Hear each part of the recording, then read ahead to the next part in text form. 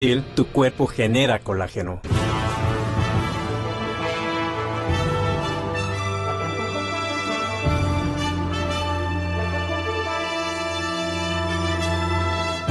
Aquí da inicio el programa de opinión más influyente de la radio. Las emisoras Democracia M y XFM presentan la revista de opinión Democracia, con la conducción y dirección de Gonzalo Rosero.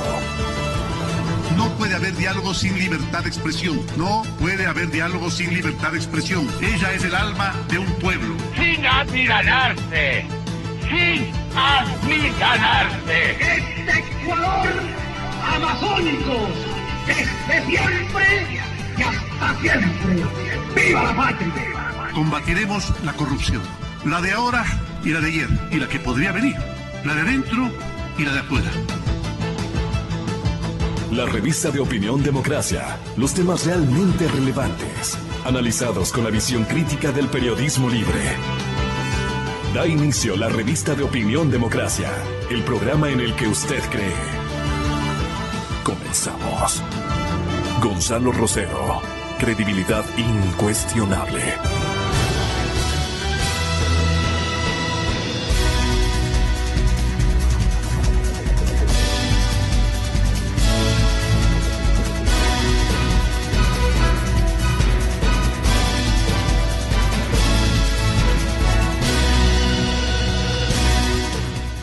Me entusiasma saludarles en este día lunes, 26 de febrero. Un poquito de ejercitar los labios, ¿no? Para ubicarse. Muy contentos de poder estar con usted esta mañana del día lunes, compañeros, 27 de febrero. 26, sí, tiene razón. 26 de febrero del año 2018. Y buscamos comunicación directa con el exministro de Finanzas y Economía, don Jorge Gallardo Zavala. Él fue ministro de Economía en las temporalidades de Rodrigo Borja. Y me parece también que el señor es guayaquileño, él, ya me voy a acordar. Novoa Bejarano, exactamente, sí. Ministro de Economía y Finanzas. A él, Mónica Mendoza, le ha formulado una entrevista muy significativa y tiene planteamientos que es lo que está haciendo falta. Por favor, economista, tengan la bondad, caballeros, pónganse las pilas. Muchísimas gracias, economista, por estar con nosotros. Refería a nuestra audiencia y a los compañeros que los encuentro adormitados por el sueño y un poco por el frío también. Es una mañana muy fría en la capital de la República. Ayer fue un día que transcurrió incluso a momentos con un sol a plenitud, ¿no? Un día abrigadito, interesante, pero hoy ha amanecido bastante frío. Vamos a revisar la situación económica de nuestro país con el economista José Hidalgo Pallares. Él es director ejecutivo de Cordes, y ya mismo con el economista también invitado a esta hora, don Pablo Dávalos, académico de la Pontificia Universidad Católica del Ecuador. Sin más, yo me voy directo a la forma como ve Jorge Zavala Vaquerizo. Sí, ¿qué pasó con él? El exministro Jorge Zavala tiene las siguientes soluciones y deben ser de conocimiento del señor economista Hidalgo de Cordes. Póngame atención. Tenemos una grave duda sobre el formato económico que nos propone el actual ministro de Economía. Ya no resultó ministro Erator, ya no resultó. Entiendo que su propuesta reiterativa de mayor endeudamiento, así usted frene el endeudamiento o le van a frenar desde el exterior, no es por allí la cosa. A mí me parece mucho más sensato, veamos qué dice Cordes, la propuesta que formula el señor economista Jorge Gallardo Zavala.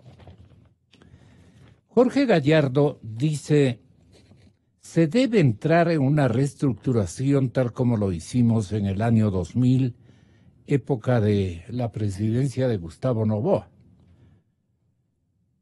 Que canjeamos, él era ministro de Economía, y dice, canjeamos los bonos que estaban vencidos por los Global.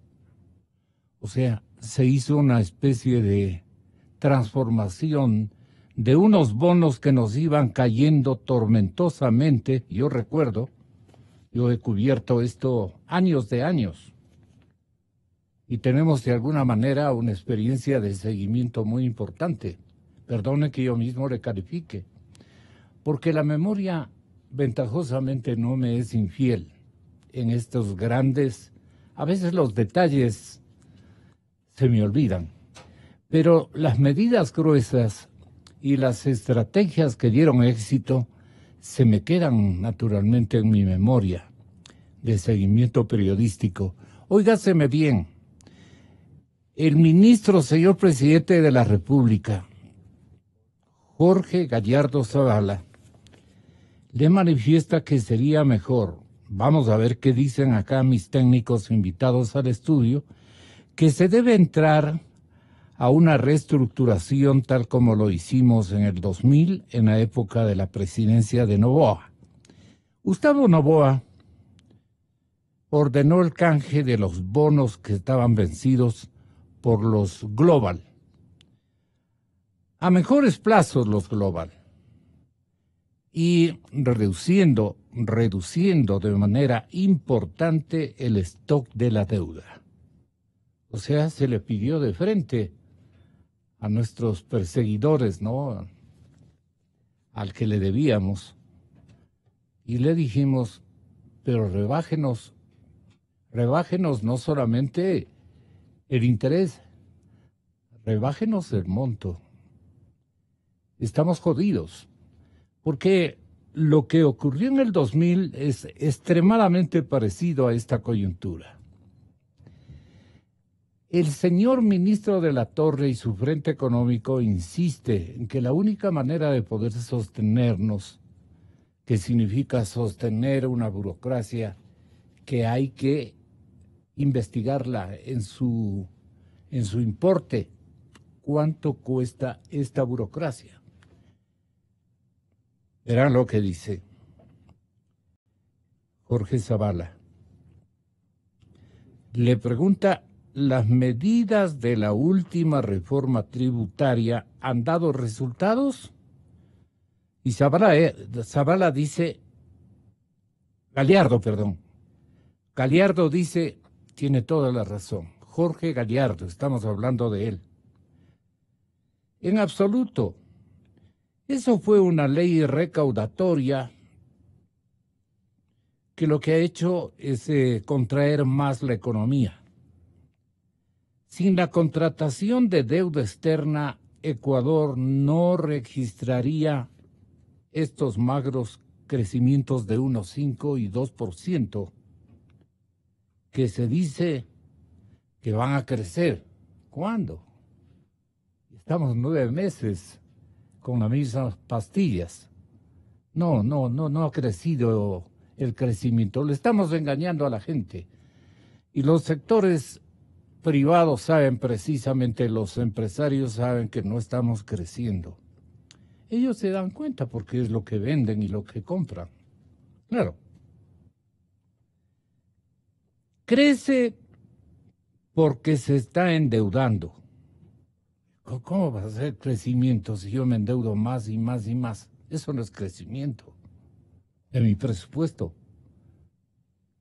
El presupuesto de mi hogar o de mi negocio o de mi empresa. Eso no es. Eso es producto del endeudamiento. Y ahí la gran equivocación, que Cordes, a la cabeza su director José Hidalgo Pallares, siempre fue reclamante de este modelo. Entonces le pregunta el diario El Comercio a Jorge Gallardo, al exministro. El país entonces debe llegar a un acuerdo con el Fondo Monetario y desde luego, dice, pero también con el Banco, con la Corporación Andina de Fomento, con el Banco Mundial. Todos tienen que hacer, digamos, una mesa de reducción, tanto de capitales, de deuda, digamos, como también facilitar la posibilidad de que nuestro país y nuestro frente económico pueda pagarles. El Banco Europeo nos puede también ayudar. La Corporación Andina de Fomento tenía que darnos un dinero, importante dinero, me parece que eran como 1.200 millones, algo así. Ya me voy a acordar mejor. Pero no dio la CAF. La Corporación Andina de Fomento no dio. Dijo, ustedes no son tan confiables que digamos con el sistema que me están proponiendo.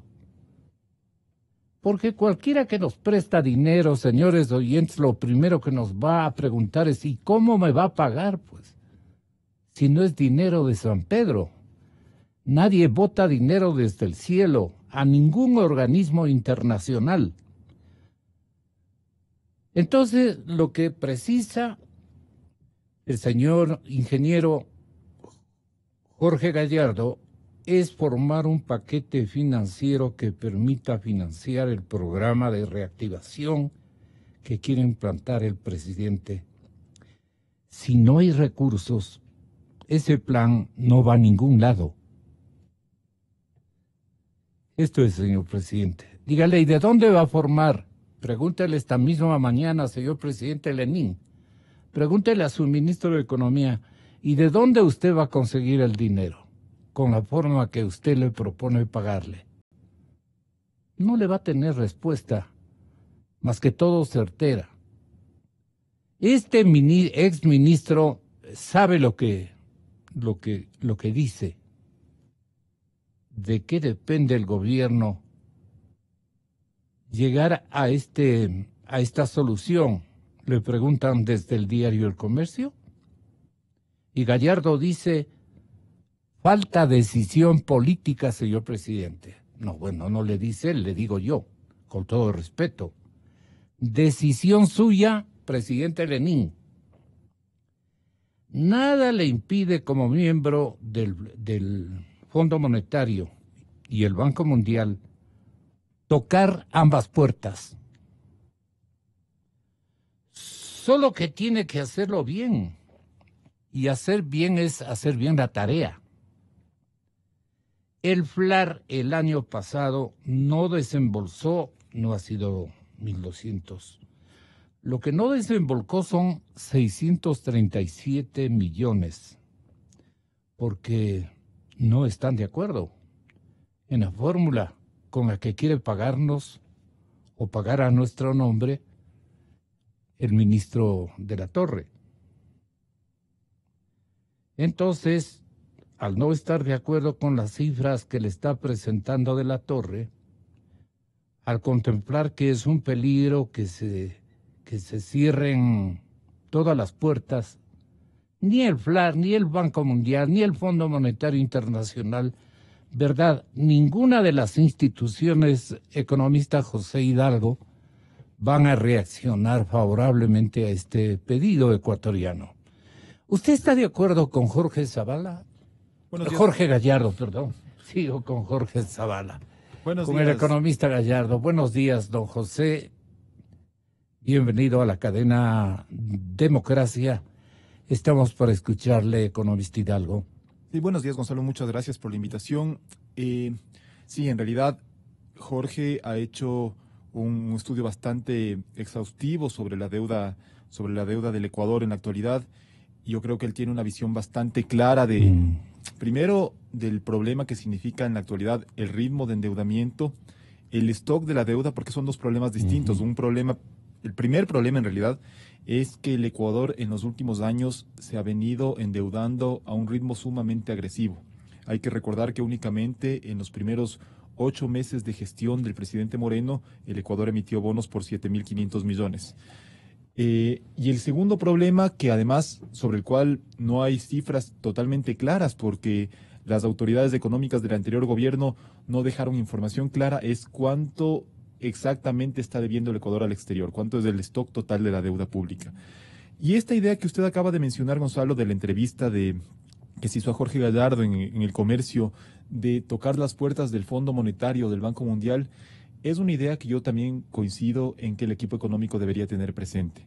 Y esto no significa que el equipo económico vaya a ponerse de rodillas por dinero y recibir ese préstamo a cualquier condición, sino que lo ideal, y así lo expuso alguna vez también otro importante economista del país, como es Augusto de la Torre, que trabajó en organismos internacionales, él decía que lo ideal sería golpear las puertas del fondo, pero teniendo un programa económico previamente preparado. Entonces el gobierno de turno podría ir al fondo a decirle, este programa es el que nosotros creemos que podemos llevar adelante, y entonces sí, el Fondo Monetario podría sentarse a discutir los detalles de ese programa, pero no ir al fondo únicamente esperando que sea ese organismo el que proponga las características o las condiciones de un programa económico.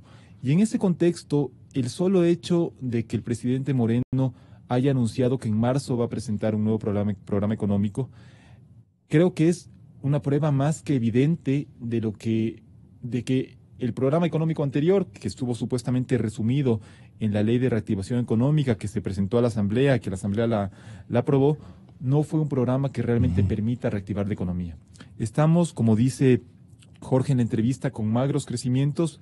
Es probable que el año pasado, de acuerdo con las cifras que ha presentado el Banco Central y algunas otras cifras, por ejemplo, recaudación tributaria, consumo privado y demás, es probable que el año pasado, en 2017, el crecimiento de la economía sí haya rondado el 2,5%, pero hay que tener claro, primero, que estábamos comparando con un año excepcionalmente malo como fue el 2016, ¿sí? Entonces, no es un crecimiento frente a otro año de crecimiento, sino frente a un año en el cual la economía se contrajo.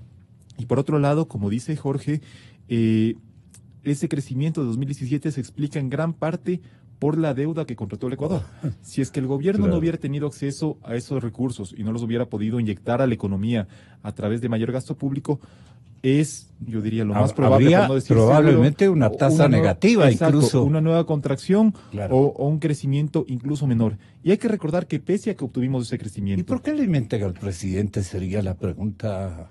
A ver, sí hubo crecimiento económico, o sea, eso es verdad. Lo que pasa es que es un crecimiento económico de pésima calidad. ¿Y por qué digo que es de pésima calidad? Primero, porque no es sostenible en el tiempo, en la medida en que depende del financiamiento que obtenga el gobierno. Y segundo, porque según las mismas cifras oficiales, en este caso publicadas por el INEC, en 2017 no mejoraron los indicadores laborales. Uno esperaría que si una economía crece, entonces se generen más puestos de trabajo y por lo tanto aumente la tasa de empleo adecuado, que es la principal o el principal indicador del mercado laboral en el país. Pero entre diciembre de 2016 y diciembre de 2017, que es la última cifra disponible, según el INEC, no hubo una variación estadísticamente significativa en la tasa de empleo adecuado. ¿Qué significa esto? Que el mismo porcentaje de la población económicamente activa, alrededor del 40%, apenas tiene un empleo en condiciones de que ganan al menos el salario mínimo y trabajan la jornada legal de 40 horas. Entonces, se ve que es un crecimiento que, además de no ser sostenible, dado que no está explicado por una mayor inversión, sino únicamente por un mayor consumo financiado con deuda, no es un crecimiento de calidad, porque de hecho los empresarios sienten que en cualquier momento, si es que la economía se vuelve a contraer, van a tener que despedir a las personas que eventualmente habrían contratado. Y por eso, más bien, dado que los costos de despido en el Ecuador son tan elevados, optan por lo sano, que es directamente no contratar personal. Ahora, siempre va a tenerse que abrir otro hueco. No hay manera de solucionar de otra manera. Hablemos del hueco que abriríamos con los organismos más importantes financieramente hablando. también quedaríamos con ellos frente a un compromiso de más o menos 35.000 millones de deuda, dice una pregunta del comercio formulada a usted. A usted le han preguntado, ¿hay recursos para pagar 35.000 millones de la deuda consolidada que llegan a 60.000 millones en total? Pablo Dávalos, economista, bienvenido, buenos días, ya se encuentra entre nosotros. ¿Usted qué le respondió al diario El Comercio? Bueno, es que es evidente que el Ecuador viene pagando deuda con más deuda. O sea, hay una medida que se conoce como el déficit primario, que significa calcular cuánto es el déficit sin tomar en cuenta los intereses que se pagan para la deuda. Y el Ecuador ha venido registrando en los últimos años repetidamente déficits primarios. Entonces, eso significa que una parte, al menos una parte de la deuda que estamos contratando nos sirve para pagar solo los intereses, obviamente otra parte nos sirve para pagar las amortizaciones. Entonces, el Ecuador no tiene en la actualidad ingresos suficientes para pagar la deuda, sino que una parte de esas amortizaciones se vienen pagando con nuevo financiamiento. Y eso no es sano, primero porque la deuda siempre crece en la misma proporción que el déficit. Según el Observatorio de la Política Fiscal, el presupuesto general del Estado el año pasado cerró con un déficit de 7.100 millones de dólares. Según el Ministerio de Finanzas fue de 6.100 millones, pero ahí hay una sobreestimación en los ingresos petroleros. Y por lo tanto, solo el año pasado el stock de la deuda aumentó en 7.100 millones. Entonces es evidente que el Ecuador no tiene en la actualidad unas cuentas públicas sanas, sino que está viviendo del financiamiento y que más tarde o más temprano, ojalá sea más temprano y de manera ordenada y gradual, el nivel de gasto tiene que ser más acorde con el nivel de ingresos. Si no, vamos a seguir aumentando esta relación deuda-PIB que, tomando en cuenta las cifras reales, no está en el orden del 30%, como viene insistiendo sobre todo el expresidente Correa, sino que ya supera el 60% del PIB. Y eso es un dinero que usted le dijo en la introducción, Gonzalo, no, para pagar esa deuda no nos va a llover dinero del cielo, sino que finalmente se tiene que pagar o con nueva deuda, que es traspasar las obligaciones a generaciones futuras, o con mayores impuestos. Entonces, en resumen, yo diría, está claro por las cifras fiscales que se vienen observando en los últimos años, que el Ecuador no puede continuar con este nivel de gasto, que le significa un nivel sumamente agresivo de endeudamiento. Correcto.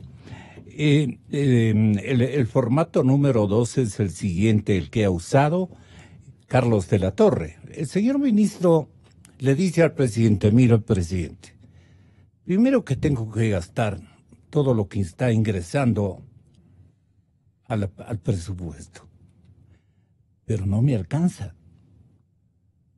Con la deuda, con la burocracia que tenemos muy extendida y que requiere de una auditoría normal, pues una auditoría, porque el presidente no quiere mandar a la calle a nadie.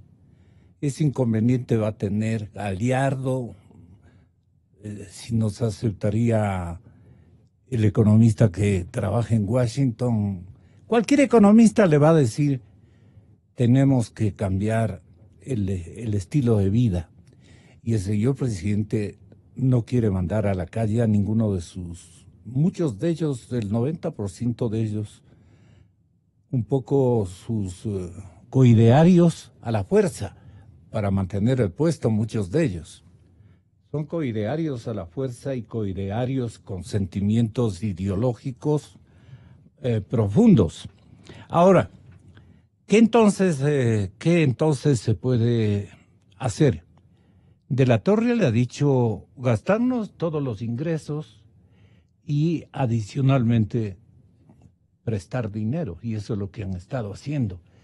Pero unas tasas de interés muy prohibitivas para la capacidad de pago o de endeudamiento del país.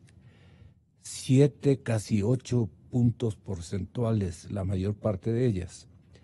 Entonces, la situación es complicada.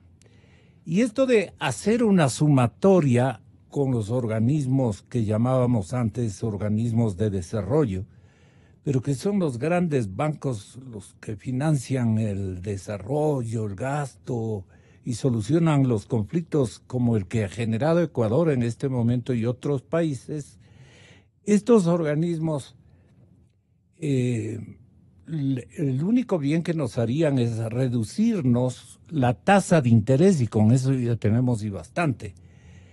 Pero el planteamiento de Jorge Gallardo, Pablo, es que hagamos una sola deuda, le planteemos al Banco Mundial o a varios organismos, dice, le planteemos un arreglo global, incluso reduciendo el tamaño de la deuda como ocurrió en el año, yo dije el año, como nos ocurrió o me ocurrió a mí, dice, recordando su paso por el Ministerio de Economía y Finanzas en la época del presidente Noboa, que incluso le bajaron el tamaño de los bonos que debíamos. Eso no me acuerdo bien. No sé si usted se acuerde como académico y en el ejercicio de seguimiento de Gallardo, que usted dice que ha sido un desastre. Sí. O sea, estamos con ministros que hacen todo tipo de desastres, generan puro tipo de desastres. Veamos cómo recuerda esto la memoria de Pablo Dávalos para los alumnos y para los oyentes de la cadena Democracia. ¿Cómo funciona esta mañana? ¿Qué le parece a usted el diagnóstico de Jorge Gallardo que apareció en algunos periódicos de nuestro país? Muy buenos días, Gonzalo. Buenos días a Jorge, buenos días a José y buenos días a todos a todas las personas que comparten este espacio con nosotros. Creo que son posiciones exageradas, creo que no tienen consideración con lo que está pasando con el país. Creo que estamos visualizando un aspecto de un problema efectivamente real, que es el problema del endeudamiento, pero no estamos viendo el contexto en el cual se está situando eso. Tenemos cifras positivas, el país finalmente está saliendo de la recesión. Tenemos eventos como, por ejemplo, la industria del camarón acaba de superar a la industria del banano y somos primeros productores mundiales de banano y estamos convirtiéndonos en los productores más importantes de camarón. La economía se está recuperando, la economía está saliendo del bache. En ese sentido, la oferta final de la economía, que es el PIB más las importaciones, nos da un tamaño de la economía de 120.000 millones. O sea, y es una economía relativamente grande. En esos 120.000 millones, el presupuesto ocupa... ¿Cómo llega usted a 120.000 millones? Porque el PIB es más 102.000. ¿Perdón? El PIB es 102.000. Y las importaciones son 18, 20. Entonces, eso se llama oferta final en la economía. Ese es el concepto que tenemos. Es decir, somos una economía que financia importaciones, trae producción de afuera y que crea además producción nacional. Claro, pero me corresponde preguntarle, ¿cómo construye usted el PIB? El PIB se construye con el consumo. No, pero con números. Con números, con el consumo que representa más o menos el 65-67% del PIB. Después viene la inversión, tanto público como privada. ¿Cómo construye usted? ¿Cómo elabora esa sumatoria del PIB? El PIB se hace con la matriz insumo-producto de las cuentas nacionales del Banco Central, en donde se investiga cada sector productivo, sector agrícola, industrial, comercio, restaurantes, ¿no? Lo que producimos, sí. Lo que vamos a vender. Eso, la sumatoria de lo que producimos. ¿Y eso llama cuánto PIB. Le da a usted, el PIB? El PIB nos da, no me da a mí, le da al Banco Central. No, ¿cuánto le da en sus cuentas, digo? 102.000. Eso es lo que tenemos en este momento, 102.000 millones. Yeah. Aparte de eso, nosotros para nuestra economía utilizamos producción extranjera, que no producimos nosotros, se llaman importaciones. Esas importaciones sumadas al PIB dan el tamaño de la economía de nuestro país, que son más o menos... ¿No son exportaciones? No, las exportaciones son producción nuestra. Entonces hay que distinguir la producción que nosotros hacemos de la producción que nosotros no hacemos. ¿Las compras que realiza nuestro país? Las compras que realiza nuestro país ascienden alrededor de 101 el PIB. 18.000, 20.000 millones. Pues nos quedaría 80 y pico. No, nos da más o menos 100. La oferta final nos da más o menos... No hay que restarlas. No se da. Las importaciones. Ya sí están restadas en el cálculo del PIB. El PIB es más o menos, es exportaciones menos importaciones. El resultado, digamos. Sí, es el resultado. De exportaciones. Sí, son más o menos. Es una economía de 102.000, 104.000 millones de dólares, con la posibilidad de que crezca este año. ¿Usted está de acuerdo con esa cifra? Porque lo que se trata es de debatir, pues no en buena línea, técnicamente. A ver, no, el Banco Central de hecho viene publicando desde hace algunos años, más o menos son unos 3 años en los cuales el PIB del Ecuador en términos nominales está en 100.000 millones. Es una cifra que obviamente el gobierno anterior, y me acuerdo que destacaba muchas veces, el presidente Correa solía decir que el PIB del Ecuador que él estaba dejando era el doble que el PIB del Ecuador que él había recibido. Y en realidad no hay mucho mérito en eso, porque lo mismo pasó en muchos países de la región que tuvieron el mismo boom de commodities, lo mismo pasó en Nigeria, por ejemplo, que también tuvo un boom de precios del petróleo enorme. Entonces, el mérito sería que ese crecimiento del PIB que se dio en valores nominales fuera sostenible. Y eso es algo que no se vio porque al primer año en cual el precio del petróleo se vino abajo con el modelo económico anterior, la economía se contrajo, es decir, creció apenas 0,1% en 2015, si es que ese dato es fidedigno. Pero con los renglones que menciona Pablo, más bien la tendencia es positiva. A crecimiento. Sí, ahí yo sí discrepo con Pablo. Obviamente, comentábamos, Gonzalo, hace un momento que en 2017, según el Banco Central, y efectivamente hubo un crecimiento económico. Sí. El tema, y en esto me permito insistir, es que yo no veo que eso significa que la economía esté saliendo del bache. ¿Y por qué digo esto? ¿Por qué puede sonar contradictorio? Porque una cosa es, si es que un hogar, por ejemplo, se vio durante un año sumamente restringido de recursos, ¿sí? Yeah. Y tuvo que dejar de pagar el servicio de cable, tuvo que dejar de pagar por algunos meses las pensiones de colegio de los hijos, y el siguiente año le dan un crédito al jefe de familia o a la jefa de familia por $5,000. Y se empieza a poner al día con todas esas cuentas, vuelve a contratar el servicio de cable, se pone al día con las pensiones de los hijos, vuelve a comprar vuelve a salir a restaurantes. Por lo tanto, la situación en ese año de ese hogar fue mejor que la del año anterior, pero no porque hayan obtenido un nuevo trabajo, sino porque tuvieron un crédito. ¿Pero por qué le da forma de crédito a usted si puede ser un ingreso permanente? No, es que la deuda no es un ingreso permanente. La tendencia de crecimiento de ventas, de exportaciones, de producción. Bueno, las exportaciones, de hecho, según el Banco Central, los renglones de producción hay que ver con más detenimiento. Por eso, ¿no? Y justamente, entonces, si es que vamos por los renglones de producción, según el Banco Central, la inversión acumula ya 10 caídas consecutivas, la inversión física. Las exportaciones ya cayeron en el tercer trimestre del año pasado. Entonces, yo me permito insistir en que mi lectura del crecimiento es que es un crecimiento no sostenible y que, insisto, no genera una mejora en la sociedad, porque según el INEC, ese crecimiento económico del 2017 no generó puestos de trabajo. ¿Usted piensa diferente? Totalmente, porque si uno revisa los datos, uno ve otra cosa, pues, ¿no?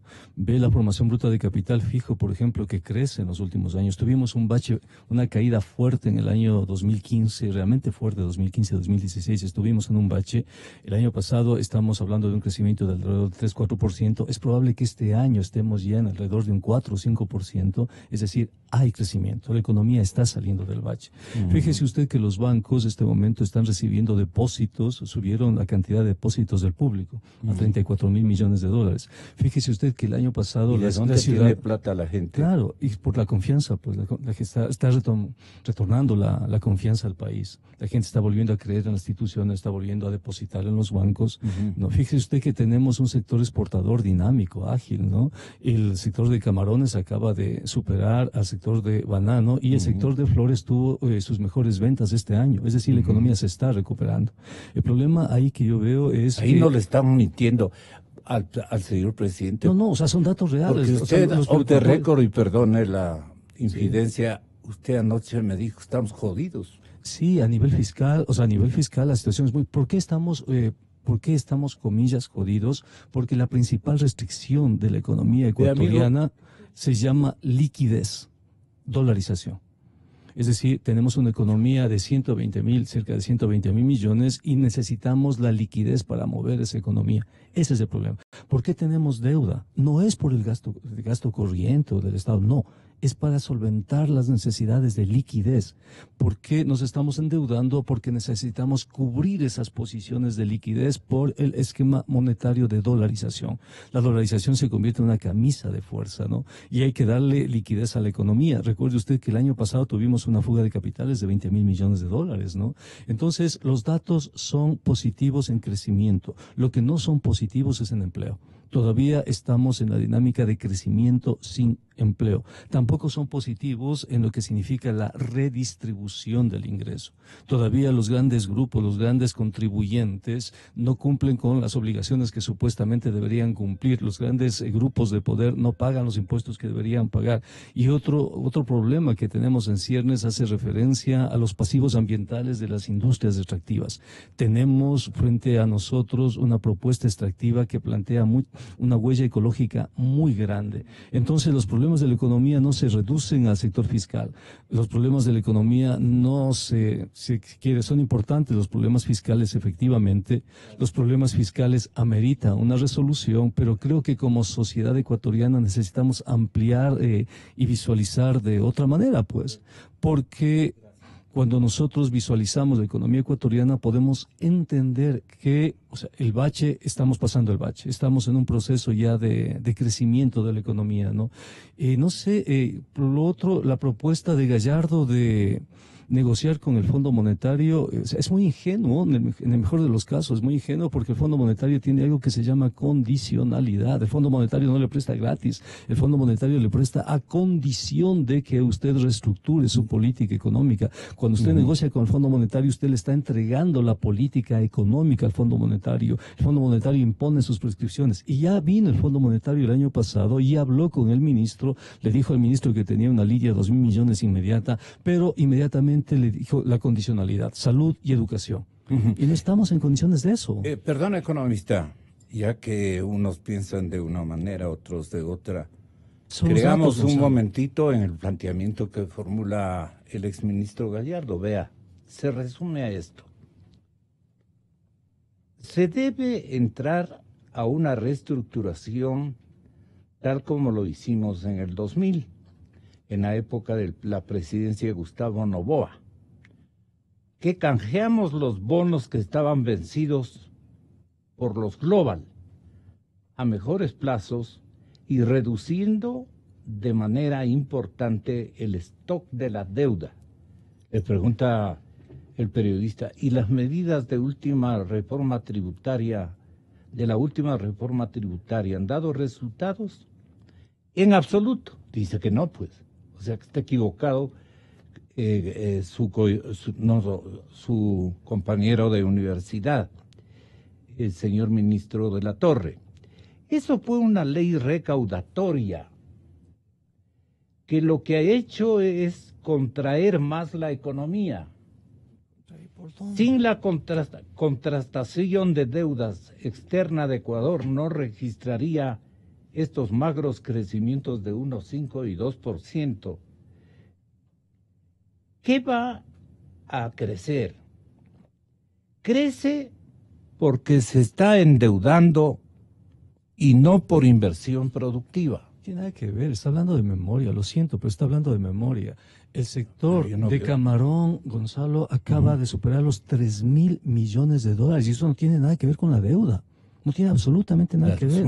Las flores acaban casi duplicar las ventas en el 14 de febrero y no tiene absolutamente nada que ver con la deuda. Pero no pasa de 102 mil millones. En Guayaquil, el PIB. Tamaño de la economía. Mire, le digo, en Guayaquil el PIB, donde Guayaquil el sector público es mínimo, el Guayaquil aportó al PIB el año pasado en 46.000 millones de dólares. Guayaquil se convierte en la primera ciudad del país. Es la ciudad con más centros comerciales que tiene el país, con una construcción de nuevas urbanizaciones en Vía La Costa, en Vía San Borondón, etcétera, ¿no? En Guayaquil. Entonces, y después decir que el problema es la deuda, que hay que renegociar, cuando estuvieron ellos en el gobierno, cuando fueron autoridades económicas, fue un desastre la conducción económica de ellos, un desastre, le entregaron la conducción económica al Fondo Monetario y ahora enmendan la plana. Entonces, algo no está bien, Gonzalo, algo está pasando aquí. Estamos en una economía que está creciendo. Tenemos que decirle al gobierno que ese crecimiento se convierta en crecimiento con empleo, porque la gente lo que necesita es empleo y necesitamos un programa de empleo. Pero no le podemos decir a la gente que estamos mal, que estamos hechos pedazos, que hemos crecido en un magro 5%, cuando en la época de Gallardo la economía no creció. No creció. Entonces, 1% ya es bastante en la economía, 2% ya es bastante, no se le puede calificar, no, que es magro. Salimos del Magro bache. dice 1,5, 2%. No, el año pasado vamos a crecer sobre el 3 y este año probablemente cerca del 5. Entonces ya estamos saliendo del bache. Necesitamos otro tipo de políticas económicas. Estamos ¿Qué hablando de la necesitamos? economía Sí, ecuatoriana. estamos ¿no? hablando de que Veamos, en cambio, la gente está aturdida en este momento porque lo que es que dice... esos son los datos, Gonzalo. No estoy Claro, mintiendo, los datos lo que están dice- ahí. Los datos, los bancos acaban de recibir depósitos del público sobre los 34.000 millones. Los bancos no saben qué hacer. Se les aumenta los pasivos. Están llamando a la gente para que la gente asuma créditos. ¿Por qué? Porque hay un retorno de la confianza. Esos son los datos reales. Usted puede decir un magro 3%, ¿no? Usted puede decirle que es un pésimo 5%. Que hay una pero cartera está calificando, crediticia pues. sorprendente, sí es cierto. Ha crecido mucho el crédito. Pero déjeme aclarar un par de cifras que realmente me llamaron la José atención, Hidalgo. Gonzalo. Pablo, realmente lo de la formación bruta de capital que haya crecido el año pasado, Te puedo según el demostrar, banco, bueno, te puedo demostrar. por favor, yo no te interrumpí. Sí. Según el Banco Central, porque no me estoy inventando, no son cifras de Cordes, la formación bruta de capital fijo, que para que los oyentes tengan claro, se refiere a la inversión física principalmente en construcción y en maquinaria y equipo. En el tercer trimestre, que es el último dato oficial publicado además, mostró ya su 10ª caída interanual consecutiva. No está creciendo, fue su 10ª caída interanual consecutiva. Entonces, decir que la formación bruta de capital fijo creció ya el año pasado, realmente no entiendo de dónde salen los datos. Otra cosa que tampoco sé de dónde sale el dato, que Guayaquil haya contribuido el año pasado en 46.000 millones al PIB, todavía no se publican las cuentas cantonales, entonces no sé de dónde salen los datos del año pasado si las últimas cuentas cantonales corresponden o a 2015 o en el mejor de los casos a 2016. Y la tercera aseveración que me llamó la atención es que la deuda no esté relacionada con el gasto fiscal. Si es que tenemos un déficit en el presupuesto del Estado de 7 puntos del PIB, ¿cómo puede haber una relación? ¿Cómo se puede decir que no se endeuda para cubrir ese déficit? Es evidente que el gobierno tuvo que haber obtenido de alguna parte recursos para poder cubrir ese déficit de 7.100 millones, y eso provino el año pasado principalmente de la colocación de bonos soberanos en el mercado internacional. Entonces, obviamente, dado que además las exportaciones, según el Banco Central, por favor insisto en esto, decrecieron en el tercer trimestre del año pasado, es evidente que el gobierno se ha convertido en el principal generador de divisas, pero a través de endeudamiento. Entonces, obviamente, si es que el gobierno consigue plata en el exterior y las inyecta en la economía, eso hace que la liquidez crezca. Pero estamos hablando entonces de un crecimiento sostenible de la liquidez, por ejemplo, mayores exportaciones o mayor inversión extranjera directa, o estamos hablando de un crecimiento de la liquidez que se basa principalmente en el mayor financiamiento. Lo que hemos visto en el Ecuador en los últimos años es que el gobierno comienza a inyectar recursos a la economía a través de nuevo financiamiento. En su momento fueron preventas de petróleo. A partir del año 2014, el Ecuador volvió, yo diría, con fuerza, dadas las necesidades, al mercado internacional de capitales. Y obviamente las exportaciones en términos nominales crecieron mucho en algunos productos por el crecimiento también de los precios de algunos productos, pero las exportaciones en términos reales, es decir, en volumen de exportación, ya sea en cajas de camarón, en toneladas de banano, etcétera, decrecieron según el Banco Central en el tercer trimestre del año pasado. Y la última cuestión es que si la economía estuviera tan bien como asegura Pablo, entonces el gobierno no tendría que presentar nuevamente un programa económico urgente, que se va a presentar con carácter urgente a la Asamblea, y nuevamente estamos hablando de una ley de reactivación económica. Evidentemente, la ley de reactivación económica que el gobierno presentó a finales del año pasado y que la Asamblea aprobó en diciembre con algunos cambios, no permitió o no generó los resultados que el gobierno esperaba, y era evidente porque fue una ley, yo diría, casi de retazos y que no tenía ninguna concordancia entre las distintas medidas. Ahora tienen una propuesta alternativa y también heterodoxa para el programa 2017-2021. Hay una carta abierta al señor presidente Lenín Moreno Garcés. Claro, el señor presidente no es un gran experto en estas materias, pero es un hombre inteligente, experimentado, porque ha estado atrás en 2 administraciones en cuanto al juego económico del país, diciéndolo en buen romance. Entonces la propuesta alternativa y heterodoxa nos va a explicar en breves instantes Pablo Dávalos. Veamos qué le proponen. El asunto es el siguiente, economista Dávalos. ¿Por qué no van ustedes a la modalidad de renegociar la deuda globalmente? Por eso se llaman bonos global. Porque se unen los papeles del Fondo Monetario, los que tiene el Banco Europeo, los que tiene la Corporación Andina de Fomento, otros papeles, bonos, quiero decir, otras letras de cambio para que me entienda el público. Lo que pasa es que técnicamente no hay cómo. Tiene 5. Técnicamente no hay cómo. Pero se han hecho en la época del presidente Noboa. Usted tiene deuda con China. La deuda con los chinos. Pero ¿por qué es pecaminosa? No, necesita. ¿Por qué es pecaminosa? Y es producto de la imaginación de estos mismos. Hay que renegociar la deuda, estoy de acuerdo con eso. Hay que reperfilarla. De hecho, nosotros estamos proponiendo ¿Cómo va? eso. Pero tiene tramos. ¿Cómo van a coincidir usted tiene, por el ejemplo, pensamiento del Fondo Monetario con los chinos? No hay créditos del Fondo Monetario al país. Hay créditos del Banco Mundial al país. Hay créditos del Banco Mundial. Efectivamente, los chinos le prestan sin condicionalidad. Eso es real. ¿Por qué no le prestó el FLAR? No, el FLAR no le prestó porque hay problemas de compensaciones de caja, pues, ¿no? El FLAR quería también. Son problemas que tienen que ver con los flujos. El FLAR le dice, deposita en encaje, me estás debiendo esto, cuando me pagues esto, yo te deposito el resto, etcétera, ¿no? Entonces, hay problemas técnicos ahí. Entonces, más fácil es hacer ventas anticipadas de petróleo. Claro, entonces, claro, usted tiene ventas anticipadas. No puede poner en el mismo saco de las ventas anticipadas, por ejemplo, la emisión de bonos, ¿no? Es decir, tengo ventas anticipadas, puedo renegociar esas ventas anticipadas y tenemos que hacerlo, pero la emisión de bonos tiene otra dinámica, tiene otra forma. Los créditos con el BID tienen otra dinámica, tienen otra forma. Otra, es decir, metodología se necesitan de emisión. Exactamente, se necesitan metodologías específicas, pero el país tiene que entrar a renegociar o a reperfilar porque la deuda que se contrató es muy cara, es demasiado cara y ejerce una presión sobre todo los pagos del corto plazo. Tenemos que pagar en intereses y amortización de deuda pública cerca de 10.000 millones. Y esto es una comisión veedora de la deuda, Gonzalo. Tengo información exacta de lo que sucede con la deuda, ¿no? Pero usted está diciendo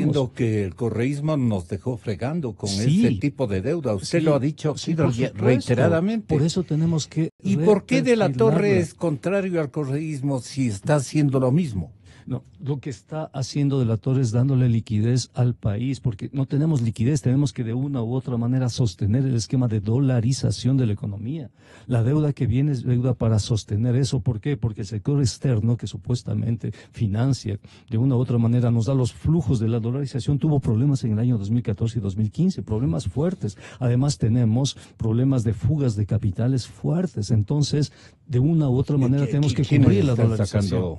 Los grandes grupos, las mismas personas que se rasgan las vestiduras diciendo. Pero entonces, ¿de dónde está la plata en los bancos? En los bancos, fuera, pues. La gente de la calle no tiene dinero. Los bancos, dice usted, que tienen ahorita porque están retornando, liquidez impresionante. A mí también me han llegado esas noticias. Están rogando, poniendo las manos para que les cojan dinero las empresas 34.000 millones tenemos en depósitos del público. ¿Por qué? Porque está retornando la confianza, Gonzalo.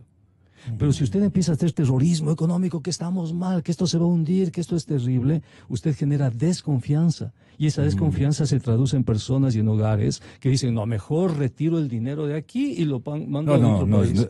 No. Usted sabe que eso no es ningún avance. No, por usted no. Realista, pues. No, pero tampoco vamos a permitir que le mientan a la gente, no generemos que le mientan, ese terrorismo económico de decir que todo está mal, que el crecimiento es débil, que tiene que venir el Fondo Monetario. No. No es así, estamos mal. Nadie puede desconocer esa situación. No tenemos empleo, necesitamos... ¿Usted está de acuerdo que la brecha fiscal creció el año pasado en 43% y que tuvo que apelarse para solucionar el problema a crédito, a préstamos? Entonces, se contraponen con los que usted está ponderando. No, yo estoy hablando de toda la economía, no solo del sector fiscal. El sector fiscal es una parte de la economía. La economía es mucho más grande, Gonzalo. No, entonces, la economía está bien, la parte fiscal está por resolverse, esa hay que corregir. ¿Y por qué no ha corregido en 9 meses? Porque eso no hay que culparle a al presidente Lenin. Pues. Estamos en eso, porque el presidente se quedó con un equipo económico que provino del anterior gobierno, tuvo que resolver problemas políticos fuertes, no podía provocar ruido económico, pero yo pienso que ahora ya es momento de que el presidente lance a la ciudadanía una propuesta de reactivación. Entonces, es correcto lo que usted dice, Gonzalo. A nivel fiscal tenemos problemas, efectivamente hay, no se pueden desconocer los problemas, pero el contexto más grande, el contexto de la economía, empieza a dar señales de recuperación económica. Es decir, poco a poco los hogares, las empresas, etcétera, se empiezan a recuperar. Ya, pero usted necesita, para recuperar una economía, políticas de liquidez. Exactamente. ¿De dónde va a sacar el dinero? Los empresarios necesitan vender. Lo primero que estamos proponiendo, le hemos dicho al gobierno, mira, hemos dicho, y sabemos que el gobierno está trabajando con el documento que nosotros hemos creado, sabemos que han habido reuniones, de hecho el presidente nos llamó para conversar sobre esto, nos dijo, a ver Pablo, explícanos, ¿qué es lo que quieres hacer? Nos llamó y estuvo... ¿Usted va a ser el próximo ministro de Finanzas? No creo. Así me dijeron a mí. Pero a mí no. En todo todavía caso, no le dicen. No, Gonzalo. Entonces le hemos dicho al presidente que tenemos que solventar los problemas de empleo. Necesitamos una estrategia de empleo. Para eso hemos propuesto estrategias de liquidez. Le hemos dicho renegocie la deuda, presidente. Renegocie esa deuda, reperfile esa deuda. En eso coincidimos. Por supuesto que estamos de acuerdo. No se trata de negar los datos, coincidimos. Y le hemos dicho lo siguiente, vea, presidente. Están coincidiendo con Gallardo. No. Si usted renegocia la deuda, esta es idea nuestra, no de Gallardo, primero la dijimos nosotros, después Gallardo. Si usted renegocia la deuda, no se gaste la plata de la renegociación de la deuda, le dijimos al presidente, no se gaste esa plata. Con ese dinero crea un fondo de compensación macroeconómica. Si usted renegocia 1.000 o 2.000 millones, téngalos en el Banco Central para que sirva para las reservas del Banco Central. Y con ese dinero, esos 2.000 millones, sustente la propuesta de dinero electrónico. Sustente la propuesta, es decir, le entréguele a la ciudadanía el dinero electrónico, pero con base, con sustento, con aval de esos recursos que han sido renegociados y que están en el Banco Central. Como el dinero tiene una circulación medida por el Banco Central de alrededor de 3, un multiplicador monetario de cerca de 3, eso significa que por cada 1.000 millones circulan en la economía 3.000 millones. Si logramos renegociar unos 2.000 millones en todo el conjunto de la deuda con una estrategia diferenciada para cada sector de la deuda y tenemos ahí, producto de esa renegociación, unos 1.000 o 2.000 millones, podemos guardarlos en ese fondo y con ese fondo podemos respaldar las negociaciones de dinero electrónico y medios electrónicos de pago. Con el efecto multiplicador de la economía tendríamos circulando en la economía cerca de 6.000 millones de dólares. Y ya no sería necesaria la nueva deuda, una política de liquidez. Este documento que se llama Propuestas para Lenín Moreno, presidente de la República. Foro heterodoxo. De formato heterodoxo. O sea, utiliza variadas técnicas y modelos. Por eso le dan en llamar heterodoxo. Son propuestas alternativas, nunca han sido utilizadas en el país. ¿Por qué le llaman alternativas? Porque, van a hacer lo mismo. Porque estamos proponiéndole al presidente, al equipo económico y al país un programa diferente al ajuste económico. Es decir, no es necesario el ajuste económico. Podemos salir de esta crisis fiscal para que esa crisis fiscal con un diseño alternativo, diferente. Bueno, con políticas diferentes. Ahora, usted, señor economista José Hidalgo Pallares, de Cordes, atención a empresarios. Atención público y académicos. ¿Qué opinión le merece el punto 1 de políticas de liquidez? ¿Cómo van a gestar políticas de liquidez? ¿Qué significa el fortalecimiento de la dolarización y la seguridad jurídica? Renegociación de la deuda externa. ¿Cómo lo van a hacer? Proponemos que con los recursos que pueda... A ver, vamos en orden. En virtud del peso que tiene sobre la economía el pago del servicio y del capital de la deuda pública, consideramos fundamental que se pueda conformar de la forma más inmediata un equipo negociador de la deuda, renegociación de la deuda emitida en bonos en los mercados privados de capitales, cambios en los cupones, deuda multilateral sobre todo FLAR y CAF, y deuda bilateral, en especial la deuda con la República China. Proponemos que con los recursos que puedan ser liberados de ese reperfilamiento que acaba de mencionar Pablo, pueda conformarse un fondo de estabilización económica, economista Hidalgo. Y proponen que se envíe una propuesta de ley reformatoria al artículo 124 de la Ley Orgánica de Planificación y Finanzas Públicas, que cambie la regla macrofiscal del límite del 40% del PIB como baremo de la deuda pública, como límite de la deuda pública, y que en su defecto se establezca como límite del endeudamiento la capacidad de pago del país y la relación del servicio de la deuda y el pago de amortización de la deuda sobre el PIB. Esto está medio para gringos, pero usted tenga la bondad de explicar. Usted sí entiende correctamente. Gracias, Gonzalo. A ver, la primera duda que ¿Le parece factible esto? No, a ver, yo le digo porque esta es la tesis de Gallardo. A ver, bueno, pero él defender a Gallardo tampoco. No, además, a mí hay una coincidencia, yo diría en general a nivel de analistas, que es que la deuda que dejó contratando el anterior gobierno es sumamente onerosa, de plazos cortos, de tasas de interés altas, y que por lo tanto sería conveniente renegociarla. En eso, hasta ahí estoy de acuerdo. Lo que yo no le veo factible es que esa renegociación vaya a liberar recursos en el sentido de que esos recursos puedan alimentar un fondo.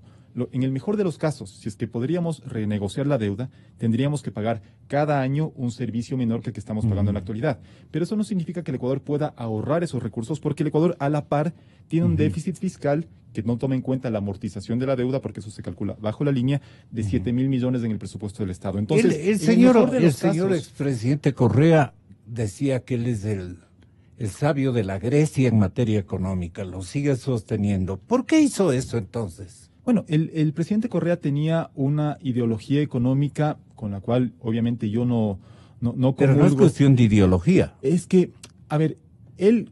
Estamos hablando de metodología, él ponía en duda algunos temas que no se discuten ya en casi en ningún país a nivel internacional, como por ejemplo que las finanzas públicas tienen que ser sostenibles. Para el presidente Correa no importaba que el déficit fiscal alcanzara los 6, 7 puntos del PIB porque los podía seguir financiando con deuda. Eso evidentemente, si es que fuera tan fácil manejar una economía como endeudarse de aquí al infinito, todos los países darían lo mismo, porque sería lo más cómodo en el sentido de decir, yo tengo un déficit de 7 puntos del PIB, lo financio con deuda y allá veremos qué pasa con el siguiente.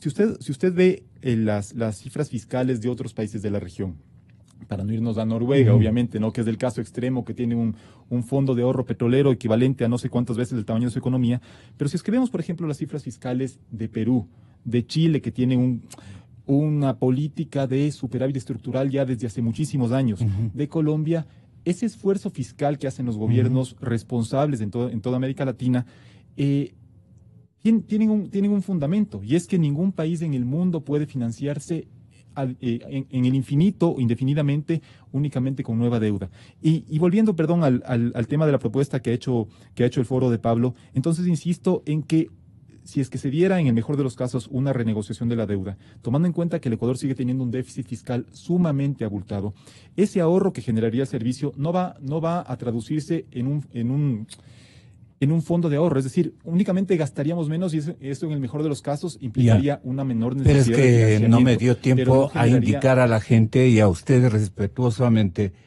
que hay dos aditamentos muy importantes, que es la renegociación, vergonzante desde todo punto de vista, pero les toca de renegociar los contratos de servicios petroleros.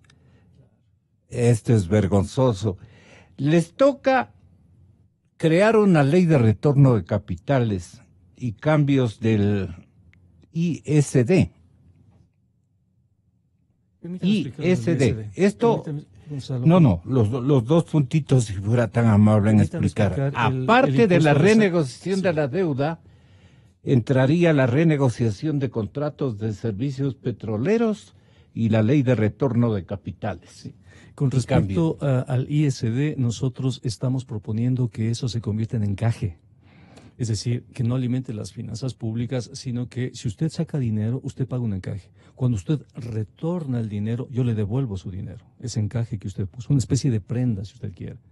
Es decir, tratar de desestimular la fuga de capitales. No le voy a quitar el dinero, no se va a convertir en impuesto, no voy a financiar nada con ese impuesto. Simplemente le pido una prenda, ¿para qué? Para sostener, para desestimular la fuga de capitales y que los dineros se queden aquí en el país. 1, 2. Con ese encaje que usted me da, con esa prenda que usted me da, se va a crear, estamos proponiendo que se cree el Eximbank ecuatoriano. No tenemos un banco que financie exportaciones e importaciones. No tenemos.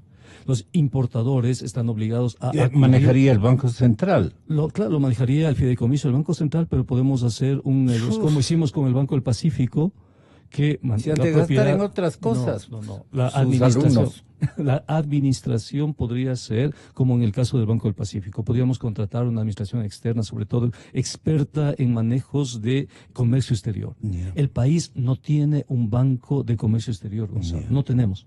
Los importadores tienen que buscar financiarse, sea en la banca, sobre todo en la banca internacional, con tasas de interés realmente fuertes. Con eso crearíamos una especie de capital semilla para tener un banco de exportaciones e importaciones.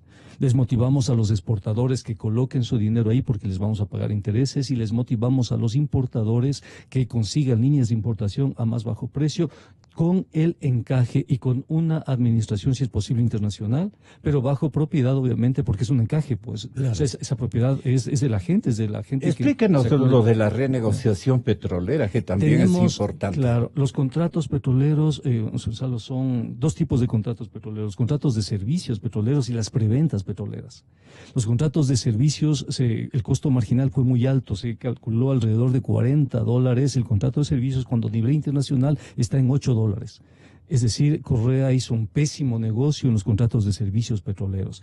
La idea es volverlos a los precios internacionales con las empresas petroleras. Este tipo de formatos de contrato o modelos de contrato perverso, o como le adjetivice usted, ¿pero a quién benefició? ¿No fue un negociado? Totalmente, Gonzalo. Y eso... ¿Por qué tenemos que confiar si están los mismos? No, tenemos a las empresas, que la empresa decirle: ¿por qué me cobras 40 cuando fuera estás cobrando 8? Cóbrame los 8, lo que estás cobrando fuera. Cóbrame los 8. No a los chinos les diría el presidente Moreno: yo no soy Correa, cóbrame los 8, no los 40 que le cobraste a mi coideario Correa. Y en las preventas petroleras, o sea, ¿por qué estamos pagando por petróleo? Pero usted está pidiendo eso, que haya una reestructuración por supuesto, de los procesos de los dos, de endeudamiento, ¿no? De los dos contratos de endeudamiento. Entonces, más que de endeudamiento, contratos petroleros. Sí, porque ahí de transacción petrolera. Se hicieron malas cosas. El país está pagando demasiado dinero por eso, demasiado dinero. ¿Y ahí las denuncias que ha hecho Fernando Villavicencio, entre otros, y que esta radio las ha retomado, son valiosas porque nos permiten entender el tamaño de los perjuicios que significaron para la sociedad ecuatoriana esos contratos, ¿no? Entonces, ¿qué es lo que nosotros estamos proponiendo? Contratos más transparentes, contratos en función de los precios internacionales, sin sin compadrazgos, sin negociaciones, sin negociación, sin esas negociaciones oscuras, ¿no? Exacto. Estamos proponiendo eso en función de los precios internacionales. Y lo último, lo del dinero electrónico. Es clave, Gonzalo, es clave el dinero electrónico, porque el dinero electrónico nos permite sustentar la liquidez de la economía, no los medios electrónicos de pago. ¿Por qué? Porque usted puede tener una cantidad en el Banco Central y esa cantidad respalda la cantidad que está circulando con dinero electrónico. Con la velocidad de circulación usted amplía la oferta monetaria interna y sostiene la dolarización. Pero para eso se necesita mucha credibilidad, porque la materia prima del dinero se llama confianza. Si la gente confía, si la gente ve que las instituciones son sólidas, entonces la gente responde. Pero si nosotros le decimos a la sociedad ecuatoriana que estamos mal, que sí, es cierto, los camaroneros han exportado, pero apenas 3.000 millones de dólares. Es cierto que los bancos tienen depósitos, pero apenas de 34.000 millones, etcétera. Generamos un ambiente de incertidumbre, de que todo está mal, de que no vamos a salir nunca de la crisis, etcétera. Y la gente prefiere ubicar sus recursos fuera del país, porque dice, no, pues estamos mal, esta economía algún rato va a explotar, entonces ¿qué hago? Más bien, guardo fuera del país. Y eso atenta a la dolarización, pues, porque la dolarización se construye con mucha confianza, ¿no? Usted nos da premisas para creer que las cosas que vienen, si es que siguen esta tendencia la estabilización de desconfianza, puede irse Gonzalo, la dolarización. Sí, Gonzalo. Ahora, con esto se resuelven las cosas. José Hidalgo Pallares. A ver, yo tengo algunas observaciones, Gonzalo. Desde Primero, luego. no me queda claro, bueno, ya conversaremos con Pablo seguramente a la salida si es que hay confianza o no hay confianza, porque él dijo hace un momento que hay confianza y que por eso hay depósitos, luego dijo que hay desconfianza y por eso salen los capitales. Yo creo que los analistas ¿Usted qué cree? ¿Hay económicos- confianza o no hay confianza? A ver, ¿O es que está eso- todo el pero- mundo? Pero eso no depende, y sobre todo hay un punto importante, Gonzalo, que eso no depende de lo que digamos los analistas. Si una persona va 6 meses, un año buscando trabajo, ¿cómo se le puede pedir confianza a esa persona? Porque Pablo ha reconocido que si bien ha habido un crecimiento en la economía, ese crecimiento no ha estado acompañado de generación de trabajo y eso significa que la economía no está bien. O sea, el primer punto de discrepancia con Pablo es que él dice que estamos saliendo del bache y que este año podríamos crecer incluso el 5%. Realmente me parece que ni siquiera el ministro de la Torre puede llegar a ser tan optimista sobre la tasa de crecimiento para 2018. Respecto al tema de la renegociación de la deuda, un punto que me preocupa mucho es que evidentemente, y en esto coincidimos con Pablo, con muchos analistas, que las condiciones de financiamiento del gobierno anterior fueron demasiado onerosas.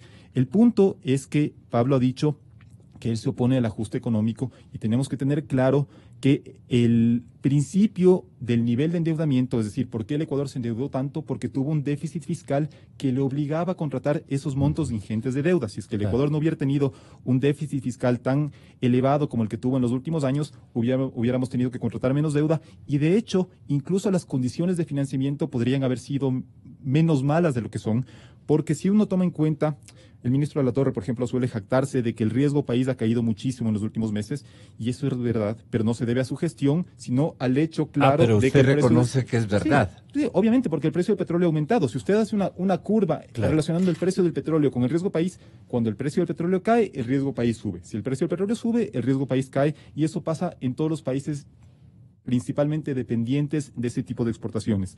Lo que el ministro de la Torre no dice es que a la par que ha bajado el riesgo país en toda la región, el riesgo país del Ecuador sigue siendo 4 veces mayor que el de Perú, 3 veces mayor que el de Colombia, y eso entonces ya nos explica, es decir, el nivel del riesgo país ya nos explica por el precio del petróleo, porque finalmente los movimientos se pueden explicar por el precio del petróleo, pero ese nivel que sea tan alto en el caso del Ecuador frente a los países de la región, sí responde fundamentalmente a la situación fiscal del Ecuador. Y en ese sentido, oponerse a un ajuste, que obviamente nadie, yo creo que eso debería quedar claro, porque yo he escuchado algunas declaraciones descalificando, por ejemplo, las propuestas del Foro de Economía y Finanzas Públicas en el sentido de que se quiere destruir al Estado para, sobre los despojos del Estado, favorecer a las empresas. Lo que se está proponiendo es que si tenemos un déficit de 7 puntos del PIB, que espero que Pablo coincida en que no es sostenible indefinidamente, podamos tener un plan de ordenamiento fiscal gradual, pero creíble y además, sobre todo, ordenado. Porque, ¿qué es lo que puede pasar? Lo peor que puede pasar es que por seguir postergando el ajuste, como ha venido haciendo el ministro de la Torre, como hicieron los ministros del gobierno anterior, llegue un punto en que el Ecuador no tenga más fuentes de financiamiento. Eso sí podría ser catastrófico en el sentido de que si en la actualidad estamos financiando casi 7 puntos del PIB o más con nueva deuda, que el momento en que el Ecuador no tenga acceso a nuevo financiamiento, la economía se contraiga en esa magnitud. Y eso sí generaría más desempleo y un costo social sumamente elevado. Evidentemente, cualquier tipo de ajuste fiscal tiene un impacto recesivo en el corto plazo, pero lo que se recomienda es que el programa económico no se centre exclusivamente en lo fiscal, y esta ha sido una propuesta clarísima del foro, sino que se tomen también en cuenta otros problemas de la economía como la competitividad. Yo creo que un banco de financiamiento de exportaciones e importaciones no serviría en la medida en que el Ecuador siga siendo tan poco competitivo, porque finalmente no depende solo de financiar las exportaciones o las importaciones, sino que los productos ecuatorianos puedan competir en buenas condiciones con los de Colombia o Perú, por ejemplo. Y no estamos hablando de una pérdida de competitividad que se explica solamente porque el dólar se fortaleció frente al peso colombiano o al sol peruano en los últimos años, sino que se tomaron medidas de política pública que encarecieron muchísimo los costos de producción al interior del país. Entonces, mientras el problema de competitividad no esté en la agenda del equipo económico, por más que tuviéramos un sector fiscal no en una situación menos crítica que la que tenemos, pedir inversiones al sector privado va a seguir siendo difícil porque el inversionista, tanto ecuatoriano como extranjero, puede pensar dónde me conviene más importar. Acá generar en la propuesta de reducir el impuesto al IVA al 10%. Bueno, perdón, solo lo del ISD, porque entonces esto tendría... iría de la mano con lo del ISD, porque la propuesta de Pablo dice que el ISD ya no sea un impuesto, sino un encaje. Pero hay que recordar que buena parte del ISD proviene del pago de importaciones. Entonces, el importador no va a traer de vuelta ese dinero, porque el importador finalmente trae mercancías del exterior para venderlas localmente. Entonces, para el importador, eso va a seguir siendo un impuesto, ¿sí? Porque es además... yo diría, las importaciones son el principal componente de generación del ISD. Y si se espera reducir el ISD o convertirlo en un encaje para que ya no financie al gasto fiscal y a la vez reducir el IVA al 10%, que me diga, Pablo, ¿de qué vamos a vivir? Porque si a la vez se opone al ajuste, entonces no entiendo cómo pueden... De la ley Robin Hood. No sé cómo pueden tener concordancias estas tres medidas de eliminar el tercer mayor impuesto en recaudación, que es el ISD, bajar el primero del 12 al 10 y a su vez mantener el nivel de gasto público. Me parece que no son tres medidas que se puedan dar al mismo tiempo. Entonces, yo sí creo que deberíamos tener claro que la economía no está repuntando de manera sostenible, es decir, que el crecimiento del año pasado, si bien hubo un crecimiento positivo, que como ha dicho Pablo, no generó empleo, yo insisto en que además de no haber generado empleo, no es sostenible porque estuvo explicado principalmente por el mayor financiamiento. Y que tenemos entonces un problema de crecimiento, un problema fiscal sumamente grave, que Pablo también lo ha reconocido, y un problema de competitividad. Mientras no hay un diagnóstico y un programa económico que ataque a esos tres problemas, vamos a seguir, tal vez no en una crisis de un desplome del PIB, pero sí con un crecimiento que si es del 1% o del 2% y está en torno o incluso por debajo del crecimiento de la población, entonces va a seguir sin generar mejoras en el nivel de vida de los ecuatorianos. Finalmente, para un país del nivel de desarrollo del Ecuador, lo recomendable es tener tasas de crecimiento en torno al 5%, porque eso sí permite que, dado que sería un crecimiento muy superior al crecimiento de la población, el ecuatoriano promedio tenga ingresos cada vez mayores y eso vaya derivando en mejoras en la calidad de vida. Una breve réplica, porque tenemos es que no entiendo, Gonzalo, no entiendo. O sea, los camaroneros son tan competitivos, que en este momento ya somos de los principales productores del mundo en camarón. Y se habla que tenemos problemas de competitividad. ¿Y eso se debe a una política del presidente Lenín Moreno? No, eso se debe a que ellos han invertido. Es un proceso de años. Es un proceso largo. Donde ellos han invertido en ciencia, en tecnología. Atribuirle el mérito de los camaroneros, sino a ellos. A ellos. Entonces, decir que no hay competitividad. Eso significa confianza, dice usted. Eso. Es decir, que no hay competitividad. Cuando los datos de la economía nos dicen que tenemos sectores potentes, es ver otro lado. Las flores, Gonzalo, las flores tuvieron un crecimiento espectacular. Igual es un proceso. Es un proceso, Gonzalo. Entonces, decirles que los empresarios no tienen capacidad de competitividad es insultarles a los empresarios ecuatorianos, pues. Les digo a los compañeros del Foro Neoliberal, por Dios, vean el país. Traten de ver sin la ideología. Vean tal cual es el país. Guayaquil, este momento, aporta al PIB con 46,000 millones, Gonzalo. Y en Guayaquil el sector público es mínimo. Es empresas. ¿De dónde salió este dato? Del Banco Central. Pero si el Banco Central no ha publicado el dato de 2017. Con Verónica Artola, ella te puedo dar el dato. Si es que no hay datos públicos, entonces los datos son públicos, te los puedo pasar después. Por favor. Pero, o sea, traten de visualizar la realidad. Es cierto que tenemos problemas de empleo, necesitamos políticas de empleo. Les digo, tenemos que hacer un Pero banco de también una exportaciones. reingeniería de gasto corriente. Por supuesto. Tenemos que hacer un banco de exportaciones y importaciones. Es que eso no está bien porque no tenemos competitividad. Estamos haciendo una especie de terrorismo económico. Le estamos diciendo a la gente que todo está mal. Estamos diciendo a la gente que estamos a punto de colapso y estamos generando una situación de incertidumbre, una situación de pesimismo cuando no es así. Los empresarios ecuatorianos están respondiendo, ¿no? Los sectores productivos están respondiendo. El año pasado hubo inversiones privadas sobre los 15,000 millones de dólares en la economía, Gonzalo. Entonces, no está creciendo la formación bruta de capital. Pablito, 15,000 millones. Esos son los datos, 15,000. Porque invierten, por eso tenemos Camarones sobre los 3,000 millones, pues. Pero por eso nos está tenemos dando Flores. unas noticias, pero es que eso mañana está pasando, el diario El eso está Comercio, pasando. el diario El Expreso, el diario El Universo. Pablo Dávalos sostiene que el año anterior hubo 15,000 millones. Son los datos. Pero si todavía no hay datos oficiales hasta el cierre del año pasado, yo no entiendo. Realmente, o sea, en este punto realmente no entiendo de una persona que venga de la academia, hable de datos públicos cuando hasta la actualidad no hay datos al cierre de 2017. Es que es un rato, más allá de eso, lo que le queremos decir a la sociedad ecuatoriana es que el ajuste... Usted está dentro del equipo ahora. No, para nada. Él le está dando una mano. No, para nada, Gonzalo, para nada. Ha sido crítico, para nada, absolutamente para nada. Ya. O sea, tuve una reunión con por el eso presidente, le digo, con el en serio, equipo económico, usted les he parece que va a criticado. ser el además, nuevo ministro de Economía para nada. y Finanzas. Pero lo que les estoy diciendo a los ecuatorianos a través de su radio es que el ajuste no es necesario. El ajuste no es inevitable, que tenemos plan B. Que confiemos en nosotros los ecuatorianos, que no es necesario, que eso que están haciendo los neoliberales se llama terrorismo económico y que el país tiene que superar. O sea, José Hidalgo está haciendo un poco una especie, de un ambiente de pesadumbre, de incertidumbre, de descalificación que no se corresponde al momento que está viviendo. La sociedad necesita buenas noticias, necesita un poco de optimismo. Es cierto que tenemos problemas de empleo, hay que trabajar eso. Tenemos brecha fiscal, hay que solucionarla. Pero tenemos señales positivas, Gonzalo. Entonces, ¿qué le quiero decir yo? Pero no con deuda. Pero, claro, tratemos de evitar ¿quieres solucionar la brecha económico con deuda? Eso no es mérito. Tratemos de evitar. Por eso estamos proponiendo los mecanismos alternativos como renegociación de la deuda, renegociación de contratos, para cerrar la brecha fiscal. Sin ajuste y sin deuda, Gonzalo. Sin ajuste y sin deuda. Porque se reconocen los problemas. No estamos cerrando los problemas. Necesitamos políticas de empleo. Y eso que no hemos hablado de todo lo que significa el extractivismo, la huella ecológica, el cambio climático, las criptomonedas. Algún rato sería interesante. Estamos proponiendo, por ejemplo, negociaciones con criptomonedas.